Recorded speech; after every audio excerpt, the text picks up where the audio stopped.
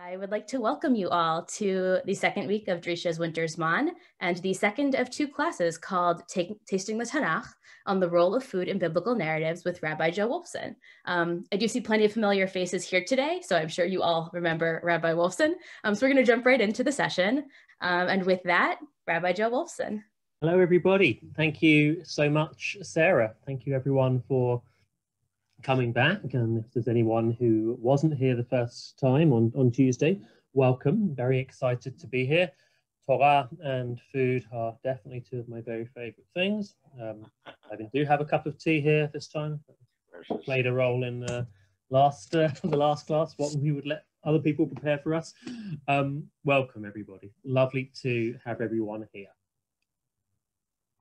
On Tuesday, we took a very broad overview. It was really quite a run through. I think we took 7 or 8 big meta themes which connect, on the roles that food plays in Tanakh. We spoke about food, whether it is provided to other people or withheld from other people, as being one of the primary ways in which the Tanakh describes the ideal society that it wants, or by contrast, a cruel, avaricious society. Welcome, Lewis. Welcome, Jonah, everyone who's just joined. We saw how food in Tanakh is used as a fascinating metaphor. Sometimes it is used, it is not just people or animals which eat, but countries, lands themselves are described as eating or devouring or vomiting. It's really a deep-rooted metaphor. What we're going to do today, though, is to focus on 2 stories. We're going to divide our time between them, in which I think food plays very significant role in the story itself. It's not simply a theme, a reference, but rather it's at the heart of the story. The 2 passages that we're going to look at, very different from one another, and also the role that food is going to play in the passages is also different from one another. In the latter passage, the food is the story. That's at the heart of it. You can't miss it. It jumps right out of you. In the first story, however, it's going to be somewhat more nuanced. The first story that we are going to look at is the story of Yitzhak and his sons, Yaakov and Esav. Perhaps just a little word on method. I received a couple of emails after the previous class. I really appreciate people being in touch. It's great.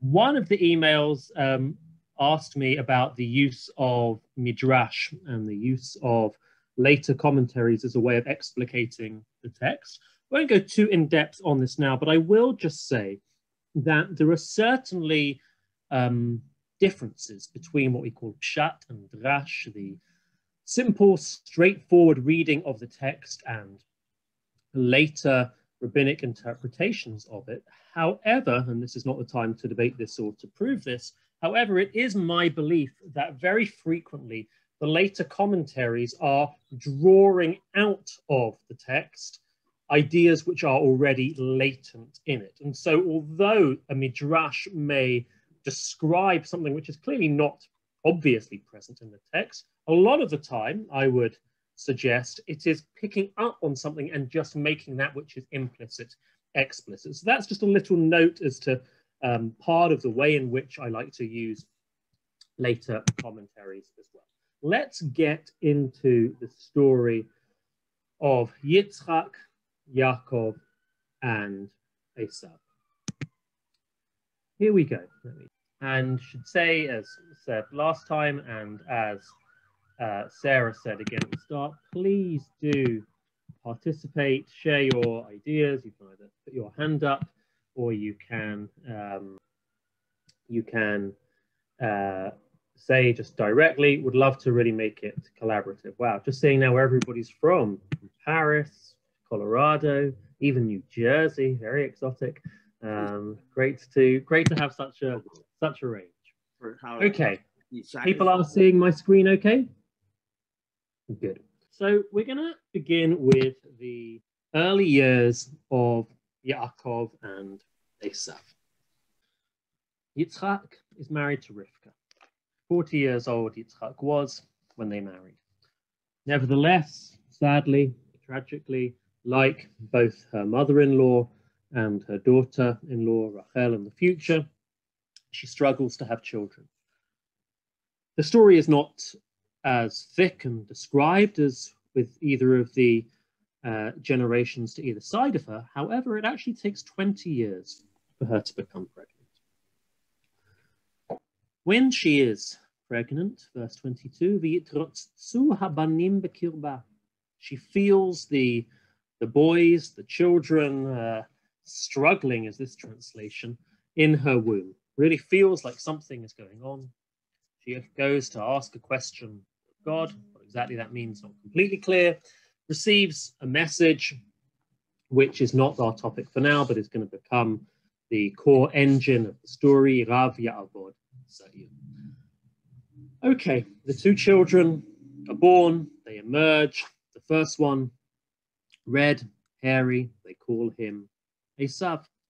Afterwards comes out his younger brother, holding onto his older brother's heel, they call him Yaakov. Okay, let's now join the story proper. Verse 27. Vayigdelu hana'arim. The boys grow up.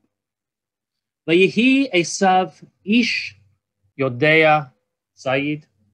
Esav is a man who knows how to hunt. Ish sadeh, a man of the field. V'Yaakov ish tam yoshev ohalim. Yaakov is a simple person, a mild person, who stays in the tents, stays in the camps. The image I always have in my mind, he's bookish, right? He stays at home, he reads. Vaye'ehav Yitzhak et Esav. Yitzhak loved Esav. Kitzayad befiv. Literally, the game was in his mouth, the game meaning the hunt. V'Rivka ohevet et Yaakov. Rivka loved Jacob. What do we notice in that verse? Is there... Let's break it down a little bit. On the one hand, it seems to be sort of structured in such a way as to provide a sort of symmetry between parents and children. But is it actually symmetrical? No. Beth, right? Right. It's Beth. So what do you notice? It doesn't say why Rivka preferred Yaakov. Very good. I mean, she doesn't say why, and perhaps there isn't a why, right? No reason is given. By contrast, do you want to carry on, Beth? Well, by contrast, the text informs us that Yitzchak loved Esav. It doesn't say preferred; it says loved, because we presume that he provided game, that he provided him with food. There's a very particular reason. Mm-hmm. Right? Very particular reason given. Any other differences noted in the text? The tense.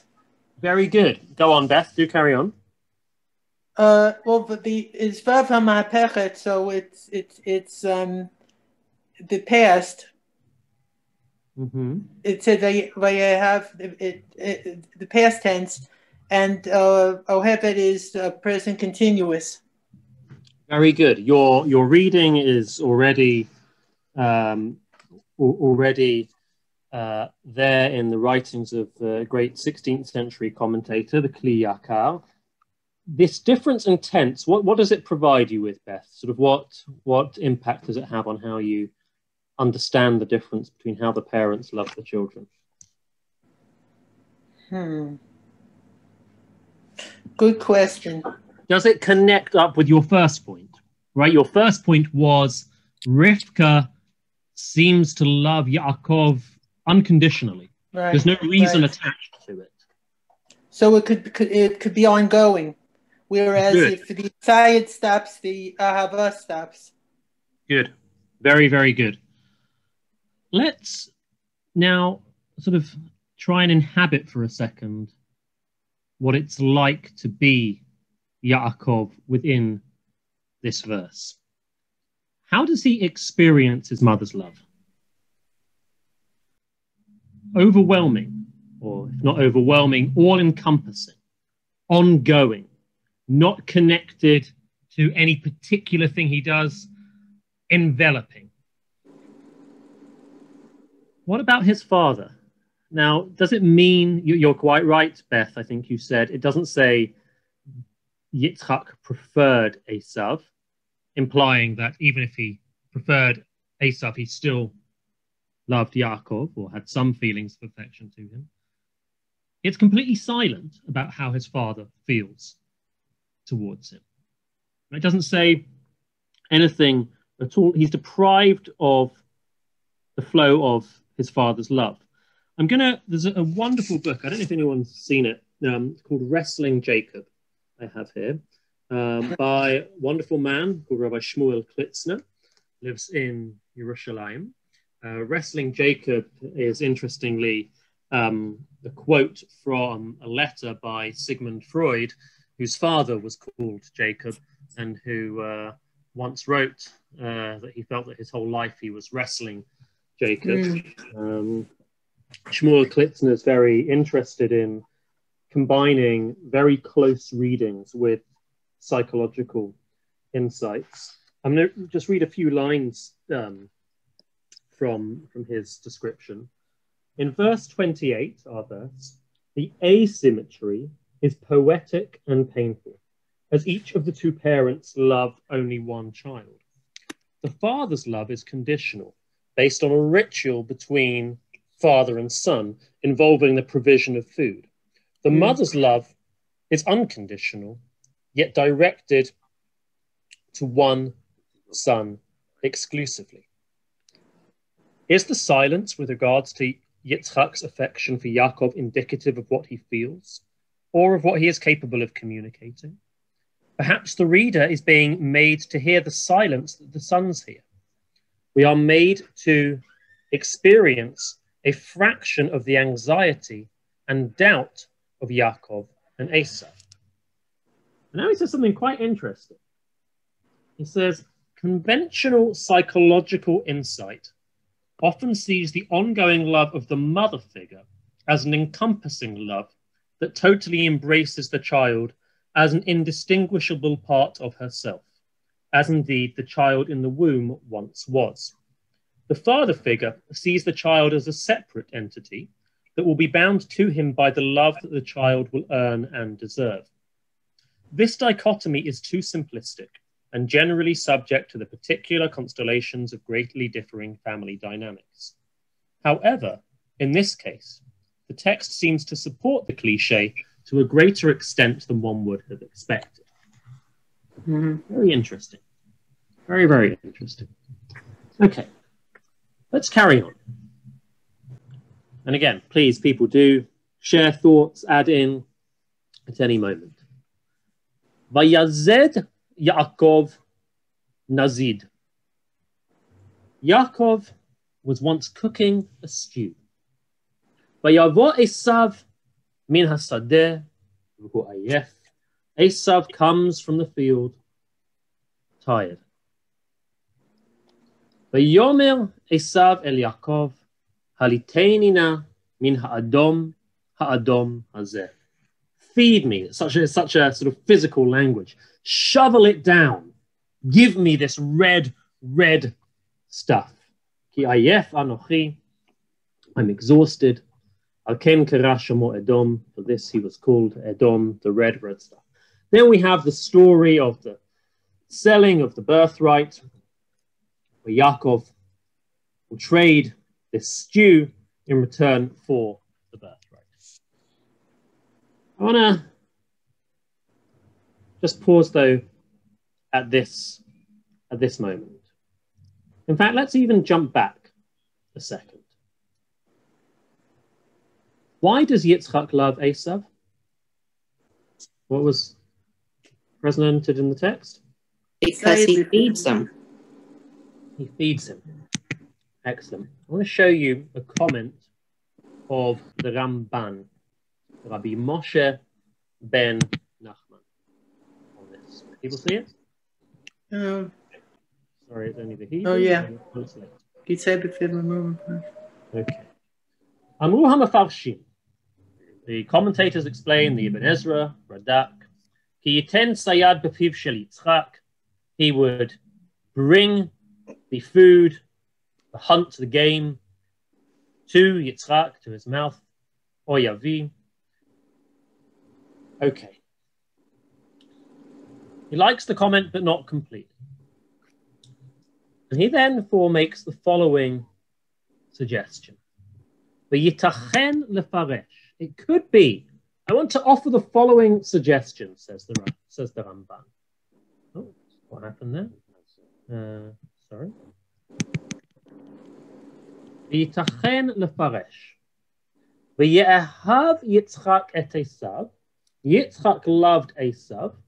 Ba'avu, why? Because ki b'fiv shel Yitzchak sayad tamid. It's a great reading. In Yitzchak's mouth, all the time, was the game. Why did Yitzchak love Esav? Because Yitzchak loved meat. Ki sayad b'fiv. In other words, that ki sayad b'fiv refers almost exclusively to Yitzchak. He carries on and explains. Kol hayom, all day, every day, yitaveh, he desired, that's a word we're going to come back to, le'echol et tatzayad. Yitzchak was a carnivore. That is what this Ramban is saying. A real deep carnivore. All day, dreaming of eating meat. Yitaveh le'echol et tatzayad. But tamid ha'u b'fiv, and it was always in his mouth. Always he was eating meat. Lo yochal davar acher. He could not eat anything else. V'hu hamevilo, and it was him who would bring it to him. He who would bring it to him. Ka'asher amar ish yodei tzayid. It was Esav who would bring it to him. In other words, it's a creative reading, but it's actually very close to the text. If you look back at the text, V'ye'ahav Yitzchak et Esav. Yitzchak loved Esav. Ki tzayad b'fiv, because in his mouth, in Yitzchak's mouth, was always the meat. Yitzchak was always, almost in a way, almost obsessive about eating meat. That's what Yitzchak wanted. That's what Esav provided. Oh, boy.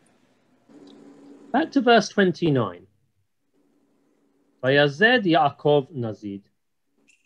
Yaakov was cooking a stew. Vayavo Esav min hasadeh v'hu hayef. Esav came from the field. People can see the translation that Sefaria has provided.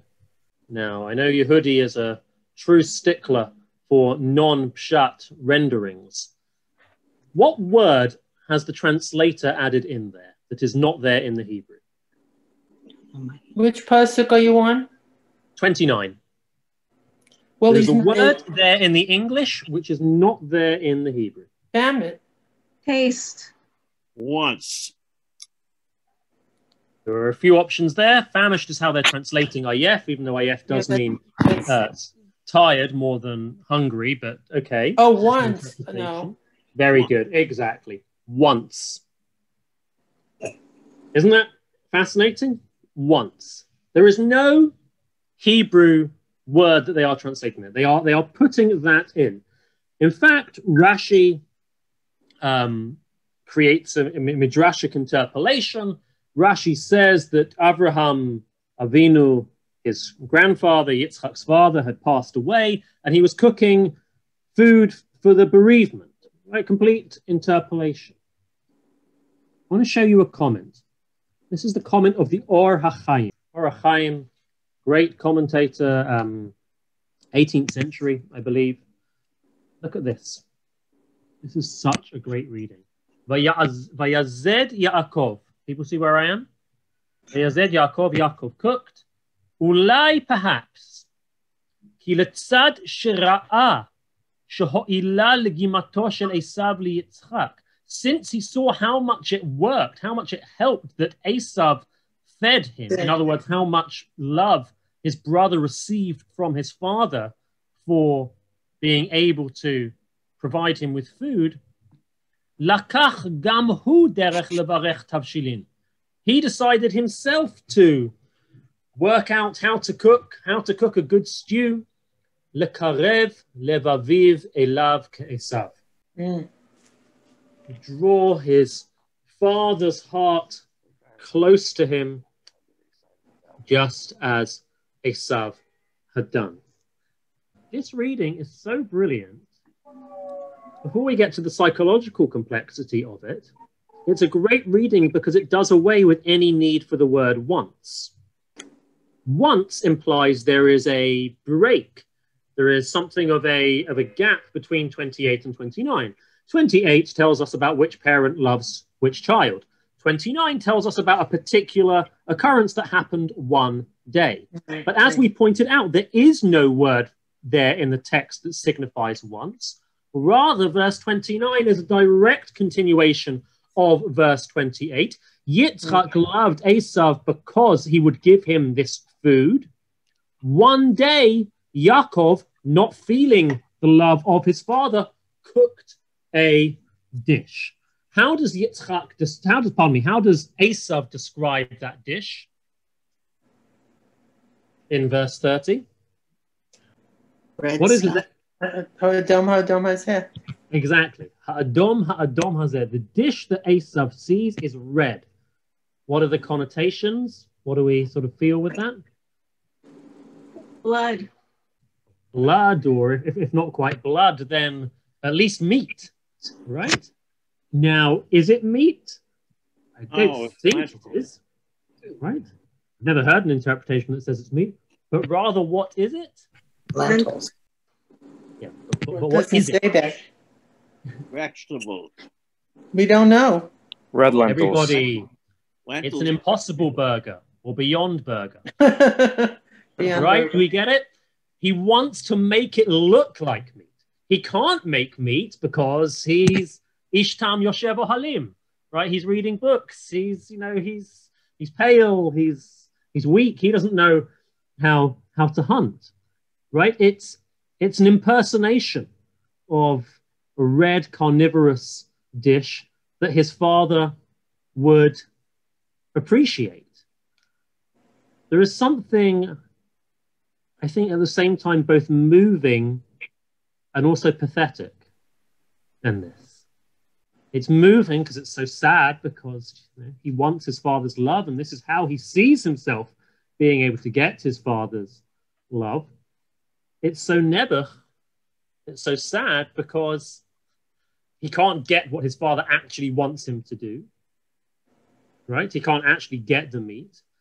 And then it contorted into this horrible exchange of bartering with his brother for the birthright. Yehudi, I see you have your hand raised. Well, he certainly could serve meat. I mean, he's a shepherd. He's got plenty of, sheep and goats. All he has to do is slaughter one, exactly like Rivka does when she wants to basically fool Yitzchak into thinking that, he's getting venison. But at this point, Yitzchak's taste buds are still intact. And I'm going to assume that he's certainly going to tell that lentil soup is nowhere near anything like venison. And even goat meat is questionable in terms of a similarity to venison. So a person who has a taste for game, if he really wants to give his father something, it's really meat. All he has to do is slaughter one of his animals and present his father a meat dish. It's hard to say that lentils is going, because it looks red. You can make your sheep meat or goat meat look red just as easily. Just take some of the red stuff and put it into a meat dish. Just a suggestion. You don't need to accept it, but I think it's. I just thought it was. I find the Or HaChaim's reading so compelling, both textually and psychologically. You see, of course, if you want to take the Ramban's idea that Yitzhak needs this meat obsessed with this meat, then it fits nicely. But of course, no, you don't have to accept it. Let's take the story. Can I ask a question? Please, Steve. Yes. Sure. I was just kind of thinking about this in a culinary perspective. Great. I'm not a great cook, but lentil stew or lentil soup doesn't smell that great. Chocolate chip cookies baking, that's an aroma that would kind of attract me. So I'm just wondering, was he that starving that smell of lentils, which is not the best smell, smelled so good that or was he just famished, he would eat anything? And well, there's a phrase in Hebrew, "Hatam v'reach ein ma litvakeach," which means when it comes to flavor and aroma, there's nothing to argue about, because everyone has their own personal loves and tastes. But I don't know, if I came back from the field from a full day out, exhausted, physically drained, I think I could imagine myself wanting a stew more than chocolate cookies. For the moment. I actually love the smell of red lentils. Oh. so maybe that was his taste. It's all subjective. Truth comes out.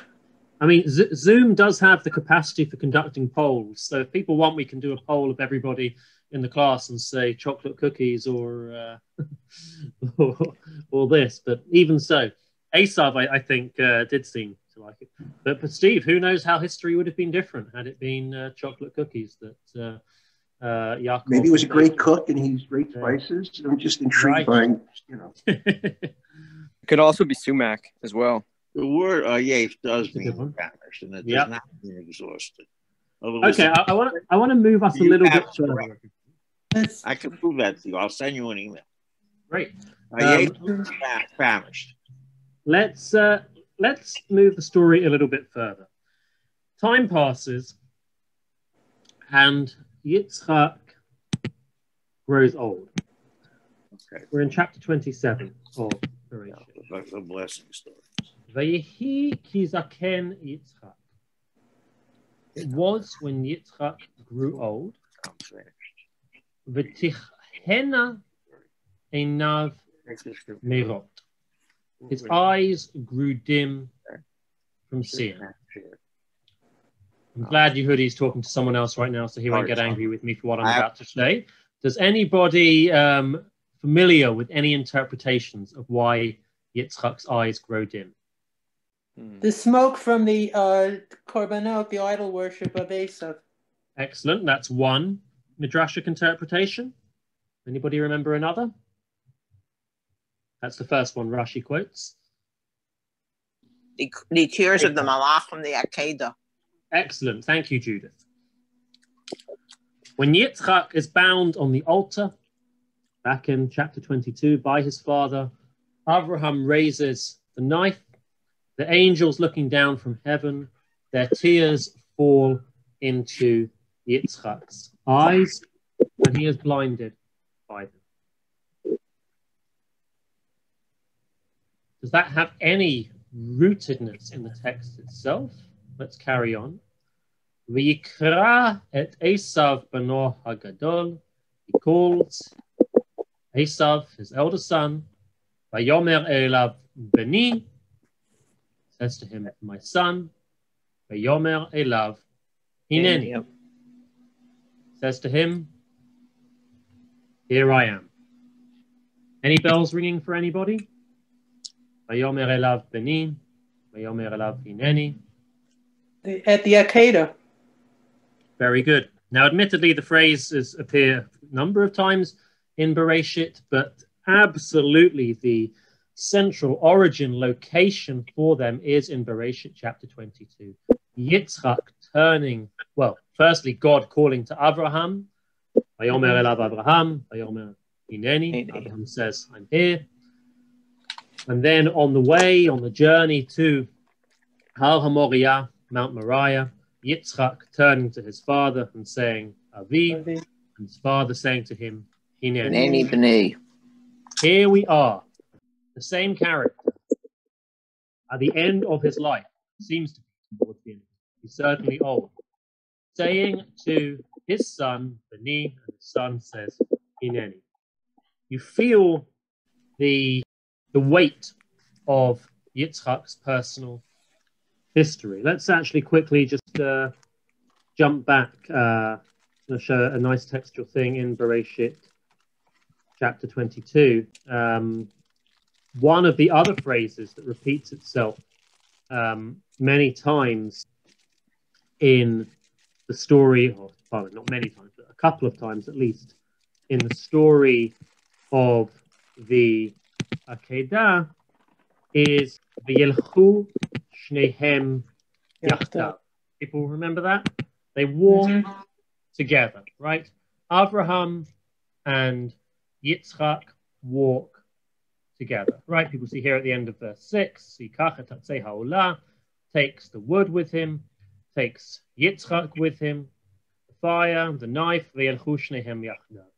They have the conversation. Yitzchak turns to him, Avi, Hineni, Vayomer Avraham, Elohim yireh lo eseh, God will show us the offering, V'yelchu shnehem yachdav. The two of them walk together. Robert Alter, a great professor of Bible at Berkeley, he has one of his techniques that he likes to show in Tanakh, is what he calls repetition, non-repetition. Right, where a phrase is repeated and then it's held back. V'yelchu shnehem yachdav has appeared twice. The story comes to a close. The angel says to Avraham, Al tishlach yadcha el hana'ar, don't hold out your hand against him. There's an alternative offering. Yitzchak is saved. Verse 19. The end of the story. Vayeshev Avraham el na'arav. Avraham returns to his servants, who he's left, away. Vayakumu v'yelchu yachdav el Beersheva, and they go together to Beersheva. What's the glaring absence in the verse? Shnehem yachdav. They're not together. Who's not there? Yitzchak. Yitzchak's not there. Brilliant, right? He's, I mean, not brilliant. Why can't it be one of the Narim? Because, I mean, possibly, but it says Vayeshev Avraham. Avraham. No, it says Vayeshev Avraham, and then it says Vayeshev later. So it's a play on those two words. Then the simple reading of it is Avraham returns to his servants who he's left, and they, Avraham and the servants, then return to Beersheva. Regardless of what actually physically happened, okay, regardless of the particularities of it, what's very clear from this verse is that Yitzchak is not mentioned. In other words, even if it's not a literal description, as a metaphorical description, Yitzchak remains on the mountain. Yitzchak remains at the Akedah. Or to put it a slightly different way, the Akedah remains with Right. It is the overarching theme of Yitzchak's life. And I want to return to chapter 27. And I want to make one suggestion, and you don't need to accept it, but certainly don't need to accept it, but it's a suggestion which once you've heard it, it's hard to forget. Yitzchak is old. His eyes are dim. Says the Midrash, dim from the Akedah. He calls his son Beni. His son Esav says, Hineni. We're feeling like Har HaMoriah is heavy here. Vayomer, he says, Hine nazakanti, lo yadati yom moti. I'm old, I don't know when I'm going to die. Vasa ata sana chilecha. Take your weapons, kilecha, talecha, kashtecha, tzei hasadeh, go out to the field. V'tsuda litzayid, go hunt for me my game. Remembering what we've already seen, remembering the Ramban. V'aseli matamim, make for me something delicious, ka'asher ahavti, as I know it. V'haviali, bring it to me, v'ochela, so that I can eat it. V'avur tevarchecha nafshi, so that I can bless you, b'terem amut, before I die. I want to ask a question. Why does Yitzchak love meat so much? Because he was a korban. He was almost a korban. He was saved by the meat. He was saved by the korban. Yael. Beth, Elizabeth, excellent, very good. It's a chilling suggestion, and of course you don't have to accept it, but it's compelling. Why is it that Yitzhak is obsessed with meat? Kitzayad b'fiv, as the Ramban said, it's always in his mouth. That it's what he loves Esav for. That it's what Yaakov tries to get his love with. What is it about the meat? The meat is that relief, that moment of it's not him on the altar, it's the alternative korban, the alternative offering. It's always taking him back there. It is such a dark reading, but it's such a powerful and compelling reading as well. Any thoughts, ideas? That's my take on Yitzhak, Yaakov, and Esav here. Before we move on to our next story, any sort of suggestions or thoughts? Can I say something? Sorry, I'm not on video. I'm wondering, I wrote it in the chat, but I don't know if you can hear me, but I'm wondering if there's another way of understanding this. If there's, and what I wrote in the chat is that it's about very rigid role assignments, much like, Cain and Abel. This is a vegetarian, this one's a meat lover. And so much of this whole parsha is about overturning role assignments, right? So somehow it seems to me that's one thread, perhaps, that may be part of it, even though your interpretation is very, very interesting, very beautiful. Yeah, I think that works. It works well with it. I mean, such a rich story. I mean, if we said that when it comes to food and drink, everybody's taste is personal and subjective, that's probably true as well for everyone's favorite Tanakh stories. I think if I had to choose one parasha in Bereshit, I think it would be Toldot. In terms of just where everything is. And I think we always have the feeling in Bereshit that, we want to use the triennial cycle, right, of reading the Torah once every 3 years and be able to enjoy it more slowly. But I mean, that story again and again. I mean, this is not, we could spend much longer thinking about Yaakov and Esav. There's much more to say. I just wanted to approach it through the angle of the food here. But Ronnie, I think, I think it doesn't contradict. I think it works with it as well, that the part of it does seem to be a role definition. Any other thoughts before we... Yes. Hi, Yehudi. It's to me that if my father put a knife to my neck and basically I felt the edge of the knife ready to go to slaughter me, I wouldn't suddenly develop a taste for meat. I develop an aversion to meat. In other words, it seems to me that a person who's been almost ended up becoming a charred animal carcass himself is not going to suddenly now want to basically spend the rest of his life eating charred animal carcasses. I think you have to find a different reason if you want to for the fact that he loves particularly not just meat, but it seems game. He's an ish sadeh. Yitzchak is not just, remember what he says at the end? Re'eh, re'ef p'ni, karech sadeh, asher beracho Hashem. He's also the only one of the Avot who actually seriously farms crops. He's basically a man of the ground, and he's a man who basically likes natural things. And, he's very close to, that's a facet of his personality, his enterprise. And most likely that's why he likes Esav so much, because Esav is more like him than Yaakov is. I mean, I think you can easily see this as a question of the nature of the people, okay? But also another thing, meat was not a dish that most people just could eat all the time. It was a delicacy. In a time of the Tanakh, the average person only ate meat on a Yom Tov. They didn't even eat it on Shabbat. So as a practical matter, if you're wealthy enough and you have a son who's a hunter that can put venison on your table all the time, that's an opportunity. That's something that basically you can get, I wouldn't call it an addiction, but certainly, a habit. Right. Yep. I mean, I definitely think there's a lot to the idea that Yitzhak sees in Esav someone similar to him, someone's able to control the ground.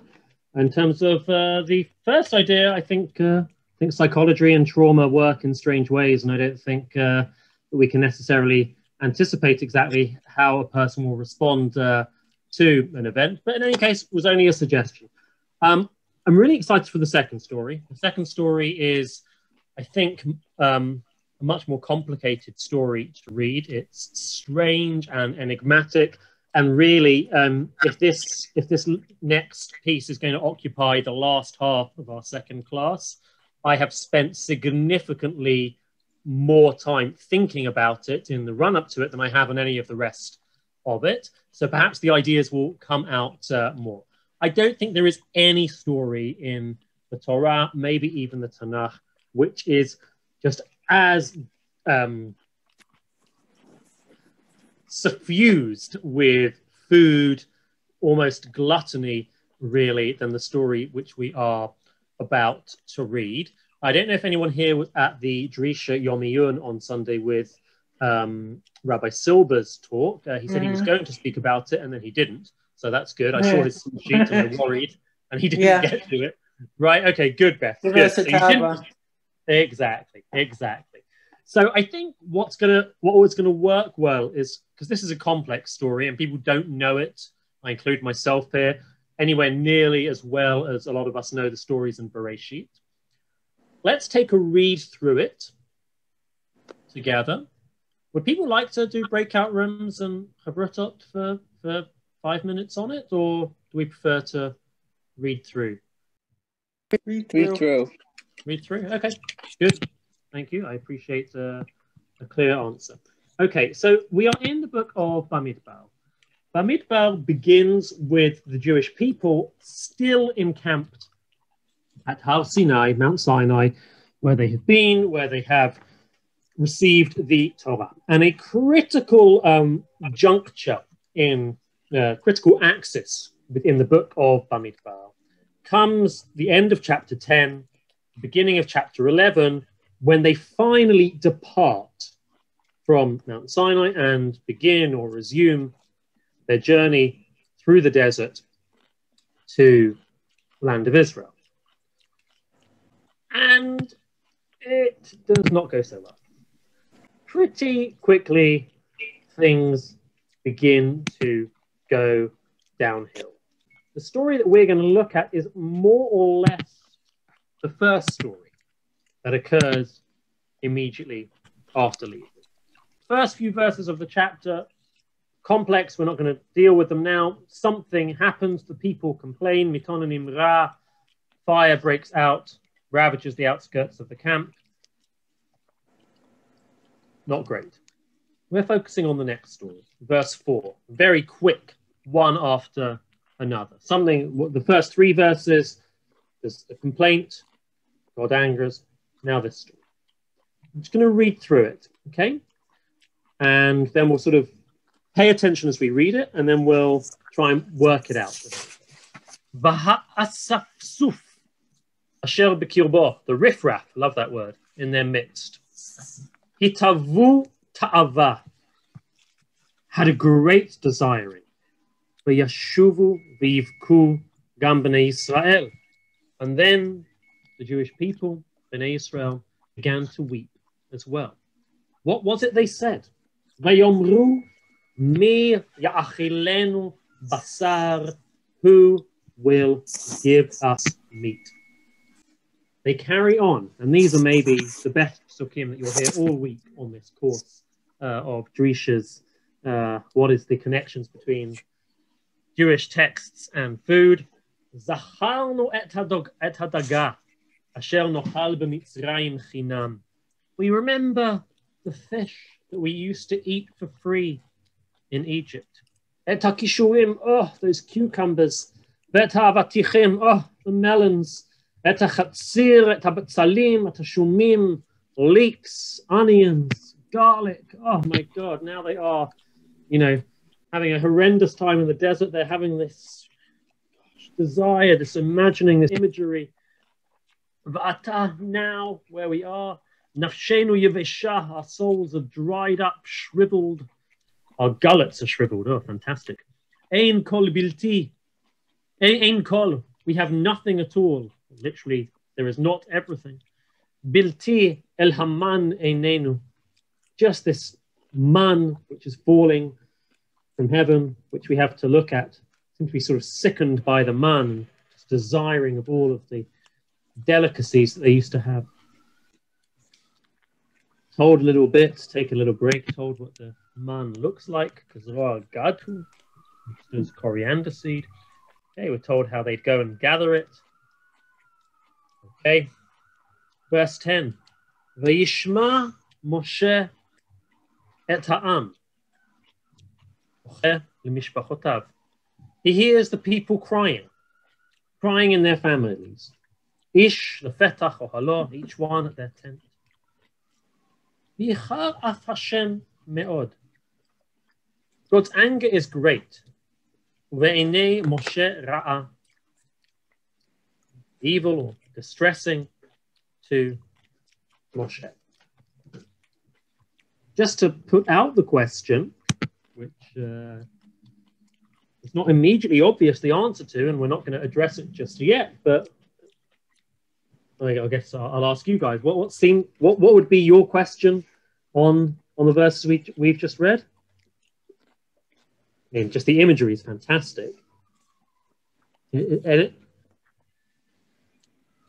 that sort of jumps out at you? Sorry, Enid, I'm not sure if you're trying to say something. Oh, they're talking about vegetables. Their vegetable descriptions are really good, but it's not meat. Well, it starts with meat. Mi yachilenu basar. Sure. Who will give us meat, and then it's a buffet. Right? When they get dramatic, it's about vegetables. Right. It carries on. They squeezing in the love of vegetables here. The question that I want to just ask for now is, what's so bad about it? Right? But why the vicharach? I don't know about you guys. I have cravings quite frequently for various foods. Not so often for vegetables, but I'm not sure Enid that. Enid, if you want to answer by saying the God's anger was that they were craving vegetables, that would be a very novel interpretation. Wasn't the man sorry? No, please, Beth. Wasn't the man supposed to have any taste that they wanted it to? Right. Why would they be, unless it was the texture? What was it about those foods that they missed when they had them on? That's a great thought. Great thought. We'll come to it. It's almost like they couldn't accept the gift from God. Fascinating, excellent. These are excellent thoughts. So again, Beth says because the manna really about the taste. It might have been more like.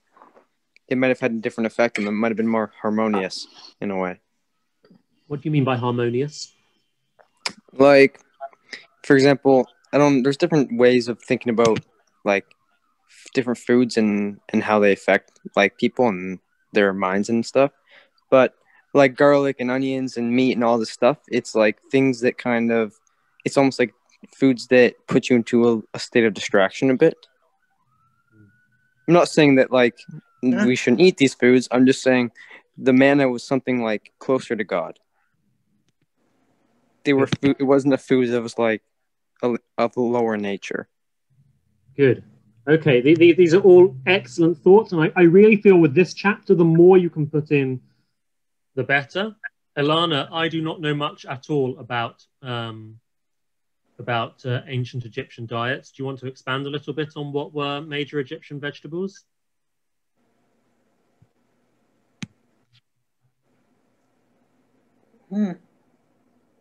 Yeah, not to worry.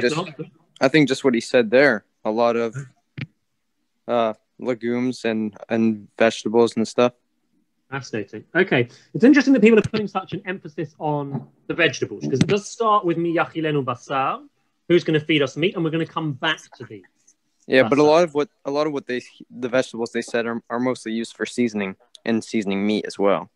So good one. Good one. Yeah. Okay. We're going to move now to a new level. Okay. Vayomer Moshe El Hashem. Moshe says to God, verse 11, Lama hareota la'avdecha. Why have you dealt so ill with me, your servant? Lama tzati chen be'enecha. Why have I not found favor in your eyes? Lasum et masa kol ha'am hazeh alai, that you place the burden of this whole people upon me. Now, the next image is just amazing. Ha'anochi hariti et kol ha'am hazeh. Did I give birth to this people? Imanochi yaliditiv. Did they come from me? Sorry, was I pregnant with this people? Did I birth this people? Ki tomar elai, that you should say to me, Sa'ehu b'cheikecha, carry them in your bosom. Ka'asher yisa ha'omen et hayonek, as a nurse, a wet nurse, that means, carries an infant al ha'adama, asher nishpat la'avotav, to the land you've promised your fathers. Me'ein li basar, latet l'kol ha'am hazeh. Where on earth am I supposed to get meat from to give to this people? Ki yivku elai, they're crying out to me. Le'mor, saying, T'nah lanu basar v'nochela. Give us meat to eat. I wonder if that was a joke on the part of the translator, that he translated ki yivku alai as they whine before me, to make this about meat and wine. Well, I guess that should be the name of the. It could also just be as simple as they miss the familiarity of their old life. So, but what I'm particularly interested in here, Jonah, is why this of all moments should bring Moshe to absolute crisis. Right? This sort of the story is progressing now. It's no longer simply about the people have got this huge desire for food. In addition, which is fascinating in itself, and obviously it's going to be connected, but in addition, Moshe this is hurting him. And then he then says, Lo uchal anochi lavadi, I can't do this alone. Laset et kol ha'am hazeh ki v'kaved mimenu, to carry this whole people with me. They're too much for me. We're not going to dwell on this too much, but it does connect back to, I just want to reference this. You should know this. Anyone familiar with this, the major sort of Talmudic and Midrashic interpretation of this verse? V'yishma Moshe ta'am bochel mishpachotav. He hears the people crying to their families. No. The major interpretation, it sounds very strange when you first hear it. The major interpretation is what Rashi cites. So we get the Hebrew as well. Raboteinu amru lamishpachotav, crying to their families, al iskei mishpachot, al arayot hane'esrot lahem. This is about prohibitions on certain intimate sexual relationships which have just been prohibited to them at Har Sinai. Seems like a strange interpretation. All right. I shared it with my wife the other day. She didn't like it at all. Right, Alana, I see that you've seen it, but there's actually something deeply sort of, resonant with it. We've already noted in the previous class that at points, food and sexual life seem to be connected with one another. I think because those are two things that are a big part of our human nature, and balancing that with our spiritual nature. Human nature. It's what grounds us in the world. It's required for survival. Yeah, but it can. Excellent. But I think that it's talking about how that can become such a strong craving that people suffer because of it. Excellent. All of these are very good. I'll just add on a little bit more. Daniel Boyarin, excellent Talmudic scholar at Berkeley, has a fantastic book called Carnal Israel, Reading Sex and Talmudic Culture. I just looked at the index the other day to see where he mentions food in it, and he had a few, other than great quotes, some of which I knew, but he had a few good insights. He said he thinks the basic connections are as follows. Food is both about sustaining of life, but also about pleasure. And in that way, there is the parallel across. And he also had a very interesting one. Food is something which the Torah, and certainly the Talmud as well, is pretty strict about what you can have and what you can't have. Mm-hmm. But once you can have it, then you can have it how you like. And he suggested that carried across as well to how the rabbis view sexual life too. And just sort of combining all of those ideas and your point as well, Jonah, I mean, it works. You sort of feel the connection here. And now when it gets very powerful is that Moshe then seems to choose, I think, what is probably the ultimate image that connects food with sexual imagery, which is, of course, breastfeeding. Right? I mean, literally, you've got the two coming together. Right? You've got... Where does it say that? Moshe. I mean, it's such amazing language. Moshe, sorry, let me go down a little bit. Moshe cries out to God, you've dealt so ill with me.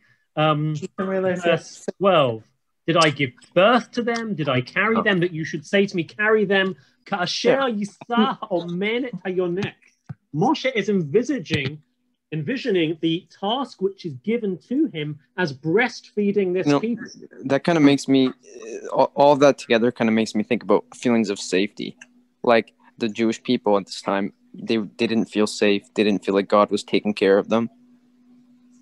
That's excellent. That's really excellent. Because like food and those are all the kind of intimate things where it's like they bring about feelings of safety, you know?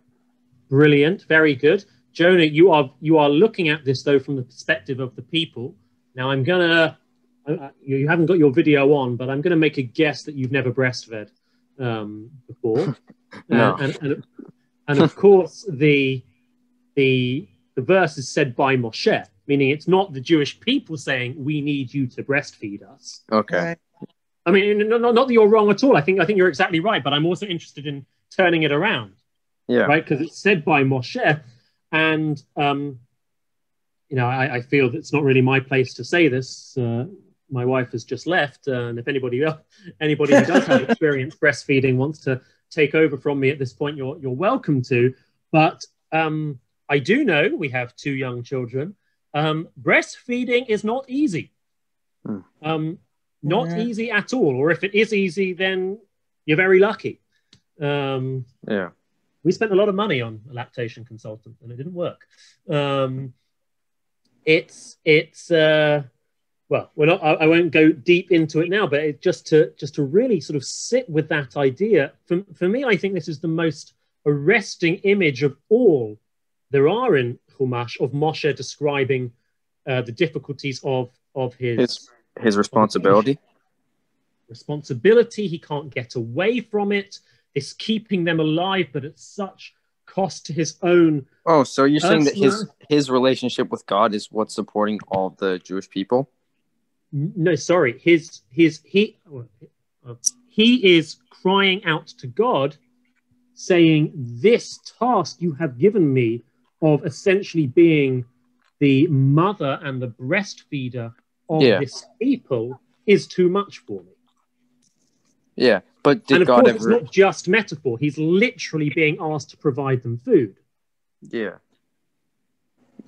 by them. Yeah. Okay. Wow, this is so cool. He says, where am I going to get this meat from? I can't carry them all alone. It's too hot. And now look where it gets to. 15. And if this is what you're going to make me do, kill me now. I can't do this. If you like me, if I found favor in your eyes, kill me now. I can't live to see this wretchedness. Woo! How's everybody doing? says my wretchedness. Yeah, as in my wretched life. Okay. Yes, Sarah. I'm just wondering about Yitro coming to Moshe and saying that he basically should delegate all of his judgments and all the people coming to him with their individual complaints. Moshe probably needed to have somebody come and tell him, you don't have to take it all upon you. And there needs to be a way to delegate. I don't know, was Moshe, I know he was an anav and he was not power hungry or anything, but he didn't know anything about delegating to somebody. I don't know if this is relevant, but I'm just thinking about that. It's super relevant. I stopped the screen share, but I'll put the screen back on in a minute, and you'll see it's relevant indeed in the very next verse. Moshe's cry of just enormous distress is responded to by God with, okay, we need to delegate. That is exactly what happened. The story with Yitro has been placed, at least in the text, much earlier in Shemot chapter 19, but we're going to see a direct connection to it in a moment. Let's just take stock. I mean, I think, listening to many of your comments, I think you're feeling like I am, sort of like how dramatic this story is. I mean, maybe we should have spent 2 whole classes just on this story, but just to list off a couple of our questions which we're thinking with. Number 1, why the desire for meat, especially given that they are receiving the man already every day? I think that was Beth who raised that question. Number 2, what's so bad about it? Why should God be so angry about it? And we're about to see just how angry he is. And number 3, why does this, of all things, bring Moshe to such a crisis? Right. Okay, let's carry on. So now Hashem, God, responds to Moshe's cry. Vayomer Hashem el Moshe, Esfa li shivim ish miziknei Israel. Gather 70 elders to me, Asher yadata. Exactly what you said. Exactly what you said, Sarah. Kihem ziknei ha'am v'shotrav, officers of the people. V'lakachat otam, okay, take them to the place of meeting. 17, v'yaradati v'dibarti imach sham. I will descend and speak to you there. V'atzalti min haruach asher alecha v'samti alehem. I will take from their spirit and place it upon, take from your spirit and place it upon them. They will share the burden with you. You will not be bearing it alone. Vel ha'am tomar. Now look what happens to the people. Hit kadshu lamachar. Prepare yourselves for tomorrow. Sanctify yourselves. And then va'achaltem basar.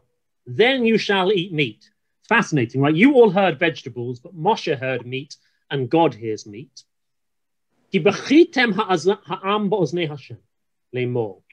the people wept in God's ears, saying, Mi yachilenu basar. Who will feed us meat? Kitov lanu b'mitzrayim, for it was good in Egypt. V'natan Hashem lachem basar v'achaltem. If only we had meat. Sorry, do you mind if I ask, why do you think that the meat is so important to these people? Jonah, I'm building up the question and we're going to come to it. All right. Okay. we're getting through it all and then we're going to come back to it. Yeah, I mean, I think this is really a chapter which you've got to sort of like take it all and build it up and then take it apart again. Okay. Now you can read the verses which we just read at first. It's like, okay, great. God's going to give them meat. They asked for meat. They cried for meat. God says, I'll give you meat, in the same way in which they've cried out for water in the past. And God says, yeah, I'll give you water. But it's not like that. Anybody see the interpretation that God has put upon their language? What does God add into it? They had it better in Mitzrayim. They exactly, Judy. Sorry, they left. That was not... I beg your pardon? Hit kadshu. Yes. To sanctify? Prepare yourselves. Kadosh. Yes, we'll get ready. Okay. We're going to come back to that. Okay. I mean, if it's been graphic until now, just wait. Lo yom echad tochlu. You're not going to eat for a single day. Lo yomayim, not 2 days. Lo chamisha yamim, not 5 days. Lo asara yamim, velo esrim yom, not 10 or 20 days. Ad chodesh yamim, for a whole month you're going to eat meat. Ad asher, and I would apologize for the image if it weren't for the fact that it's in the Torah. Ad asher yetzem apachem, until it's coming out of your noses. V'haya lachem lezara, it becomes loathsome to you. Ya'an ki ma'astem et Hashem asher b'kirbachem, since you spurned God from being in your midst. V'tivku lefanav, tivku lefanav le'mor, lama ze yatzanu mimitzrayim. Why have you taken us out of Egypt? God clearly sees this request as a rejection of everything that has happened, as a rejection of him. Read a couple more verses and then finally we'll finish. Yomer Moshe.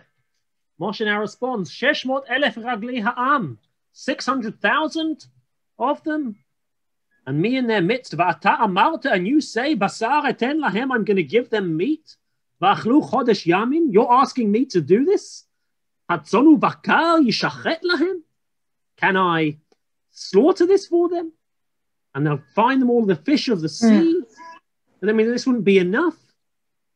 And the response, verse 23, Vayomer Hashem el Moshe, Hayad Hashem tiktzar, is the hand of God too short? It means literally, is there a limit to God's power? Atatireh, you will see. Now, we're not going to go into this too much, but the commentaries pull out these verses as really a statement of heresy on God's part. On Moshe's part. God has said, I'm going to do this. Moshe has said, how on earth is this going to happen? God says, Hayad Hashem tiktzar, you think I'm going to be able to, you think I can't do this? Rabbi Aviva in the Midrash says, why was Moshe not killed for this? Why was this not Moshe's punishment? And says only because it was both in private, unlike the striking of the rock, but in theory that should have happened. And it's a moment. By who? It was even worse than what Bnei Israel did. Right. Sorry, who would he be punished for, though? Or who would he be punished by for saying it's this lack of belief? Hayad Hashem tiktzar. Do you not think I can do this? But isn't he the one who's inspiring the belief of God into the rest of the Jewish people? Are you saying that God would have punished him? Well, that's the paradox of being a Jewish leader. It's both inspire, but when you're feeling... I don't know. I guess I never thought to think about it that way, that God would punish someone. Right. Okay, this has been pretty cool, right, so far? People agree it's been pretty cool? Yeah. Cool. Okay, all we've done is read through the story. Now I want to take it a couple levels further. Oh, sorry. I don't want to keep cutting you off, but part of the reason why I know this isn't related, but is because I think I might be incorrect about this, but in the Torah, whenever it says that someone suffers because of their lack of belief in God, it's not because God punished them. It's because they end up suffering themselves. Do you know what I mean? Like, because God doesn't, punish them for not having belief. They just end up punishing themselves because they're not serving their best interest. Well, what Rabbi Aviva is referring to is that when Moshe does strike the rock, in that way, violating what God has asked him, he does actually suffer for it. Okay. He's banned from entering into the land. Wow, I've got a lot to get through. We've got 18 minutes left. Okay, we're ready? Are people in the zone? Yeah. Okay, good. I've got two commentaries I want to share. I'll share one of them first, and then we'll do something else. We'll do some build up and then come back to the next one. There is a very fascinating machloket argument between Rabbi Aviva and Rabbi Yishmael, two very important rabbis of the Mishnah. Their argument is as follows. During all of the years in the desert, was asar ta'ava, which basically means simply meat that you wanted to eat. Was it allowed? Were they allowed to just have any meat they wanted? Rabbi Akiva says, yeah, if they wanted to have meat, they could have it. And they did a version of shrita, which he calls nichira. Says Rabbi Yishmael, there was no such thing as simply deciding to have meat and eating it in the desert. Rather, what did they need to do? It needed to be a korban.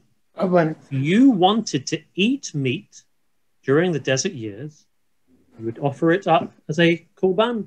You'd bring it to the Mishkan, the Kohanim, the priests would slaughter it. Just, I mean, this is like a deep halachic argument at the center of Masechet Chulin, which we're not going to get into for now. But I just want you to live with Rabbi Yishmael for a minute. For 40 years, there is no way of eating meat for the Jewish people except through the procedure of korbanot, of a sacrifice. It's such a fascinating take upon the desert experience. It's this ultimate period, this sort of like incubation period of the Jewish people, God in their midst in an unsown land. You're probably familiar with the verses. The people, God, you know, it doesn't have any of the distractions of sort of political life in the land. God's presence is basically manifest, and the way in which they eat meat is they say they have korbanot. In fact, you know, the bracha we make on meat today is shehakol, which is sort of a strange thing. You might think that meat is so important that that it should have its own special bracha, right? Wine has its own special blessing. Bread has its own special blessing. Grain products have their own special blessing.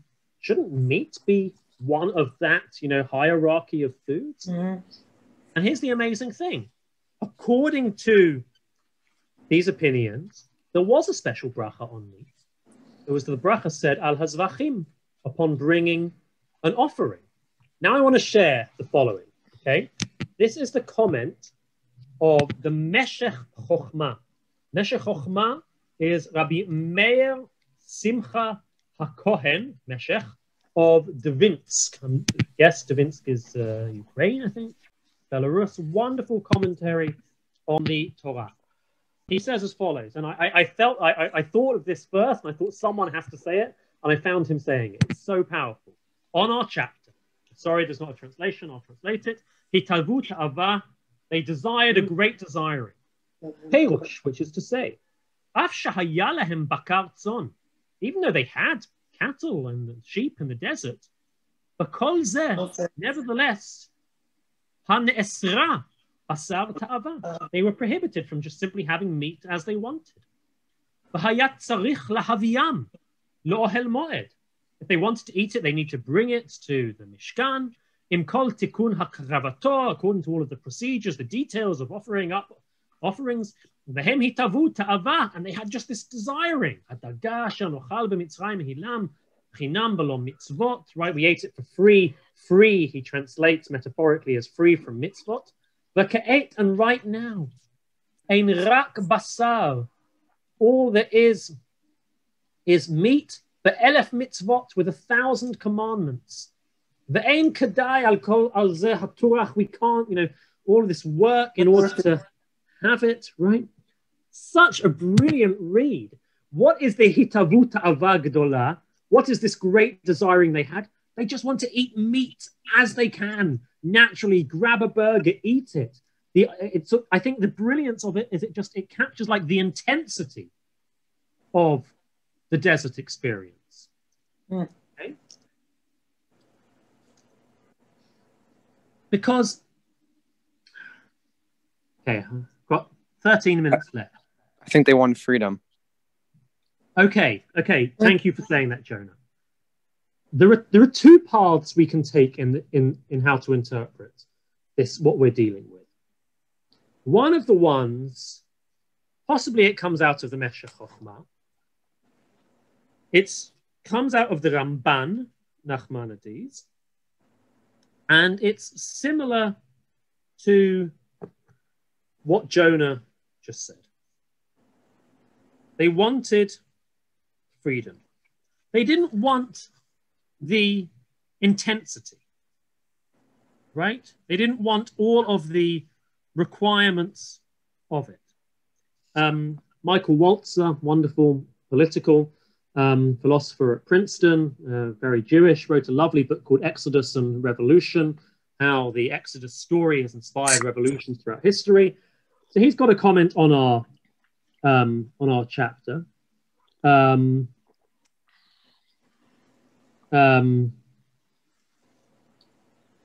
The wilderness wasn't only a world of austerity, also a world of laws, the whole legal system founded by Moses, the dietary code, etc. It was against all this that the people rebelled, remembering Egypt now as a house of freedom. Indeed, there is a kind of freedom in bondage. It is one of the oldest themes in political thought, that tyranny and license go together. The childish and irresponsible slave or subject is free in ways the Republican citizen and saint can never be. And there is a kind of bondage in freedom, the bondage of law, obligation, and responsibility. To yourself, too. Yeah. Freedom from it. That's one interpretation. Okay, and it's a good interpretation. Indeed, Judith, chinam without halachic obligations. I want to share what I think is actually a different, more complex reading of it. Let's go back to the source sheet. This is now the Netziv. The Netziv is a generation earlier than the Meshech Hochma. Rabbi Natan Tzvi Yehuda Berlin, commentary, Emek Davar. Again, I'm so sorry about lack of translation, but I will translate it for you. I'm going to read to you a couple of comments of his. Mi yachilenu basar. Who will feed us meat? Shehu ikar hanat su'udah, which is the meat is the heart of the pleasure of a meal. Now he quotes a midrash, which I couldn't not bring just because it connects the two halves of today's class. As is said in the midrash about Esav, li Yitzchak. When Esav finds out that Yitzhak has given Yaakov a blessing, he says, Ma he'echilcha, what did he feed you? And he says, oh, he fed him meat. Kevan shehis kil basar, as soon as Yitzhak said meat, miyad bacha. Esav cried, realizing, well, if he's given you meat, then of course you've given him the bracha. Okay, let's see a couple of other comments. You know what? No, I'm sorry. In fact, the best comment is not actually available in the text. Let me get my actual work of it. So I'm reading to you from a subline, he says. Okay. However, says the Netziv, it doesn't say they left Har Sinai. It says they left Har Hashem, the mountain of God. Shahaya b'da'atam Lasu meha-oneg. It was their intention to leave the oneg. Oneg means the delight, but it's also quite a sensuous word. The sensuous delight, shahaya sham al Hashem, that there was there with God. They requested to leave the delights of being at Har Sinai. Ubikshu lihitaneg al ta'anugei besarim. And sought instead to oneg, to delight in what we would say the pleasures of the flesh, right? The delight of basar. Why is this different from the Ramban? Because it's not simply freedom as opposed to slavery and mitzvot. It's oneg and oneg. Basar, meat, represents an alternative oneg, an alternative sort of sensuous delight to the sensuous delight, which is being in God's presence at Har Sinai. It's not that simply basar is the sort of like the profane, secular opposite of being in God's presence. It's almost a competition with it. That's right. Very good. That's what Netziv really gives us. I agree. That's the interpretation that I got just from reading it. Oh, fantastic. Well, if anyone wants to go deep on this, I highly recommend this wonderful work by Aviva Zornberg. People know Aviva. Yeah. I mean, I think what Muslim, a good friend of ours, and just tremendous scholar. I mean, this is just, if you know anything about Aviva Zornberg, I mean, this is just, you know, a gift to her. She goes very intense on this chapter. Throughout the Torah, wasn't God's purpose to make to allow or to help the Jewish people live more holy lives, right? To become have more awareness. I missed the first half of your question. The whole purpose of God God's, you know, relationship with the Jewish people was to have them become more aware or to live in a state of holiness. Exactly. And the pressure is too much, but there's this desire for an alternative. Yeah. Competition. Yeah. But it's not that God said they can't still have what they want. It's just with a sense of awareness around it. Like with the blessing of the meat. They just, you know, it wasn't that they weren't allowed to have meat. It's just that they had to like be grateful for everything. It's like living in a state of constant awareness. So I wanna share the following. Okay, we've got a few minutes left, and I want to just conclude it with this. Ayala, I'd be honored to email a reading list. If you want to stay on at the end, I'll quickly share what it is, and I can send Sarah a list as well. Okay, I want to just do this because this is pretty cool. Okay, to conclude with. This is very cool. We've seen these verses, right? I'm now sharing them in a different place. Moshe says, why do you lay all the burdens of the people on me? Did I conceive them? Did I give birth to them? Where am I going to get meat for them? Hageni na, kill me. Im matzati chen ve'enecha. If I find favor in your eyes. The depth of this crisis for Moshe. This might remind us of another story. At the end of Shemot, where after the Egel HaZahav, the sin of the golden calf, God wants to wipe out the Jewish people and start again with Moshe. And Moshe says exactly, Macheni. Right? Yomer Hashem el Moshe. Pardon me. Sorry. Vayeshev Moshe el Hashem. Ana chata ha'am. Yes, this people sinned. V'yasu lehem el zehav. Va'ata im tisa chatatam. You carry the burden of their sin. V'im ein. And if you don't, Macheni na misifrecha, asher katavta. Then cut me out from your work. Kill me with it. Moshe says, kill me if you're going to wipe out this people. If you don't want this people, then I don't want to be here. The next chapter, Vayomer Moshe el Hashem, Moshe says to God, you've said to me, bring this people out of Egypt. You haven't told me how. And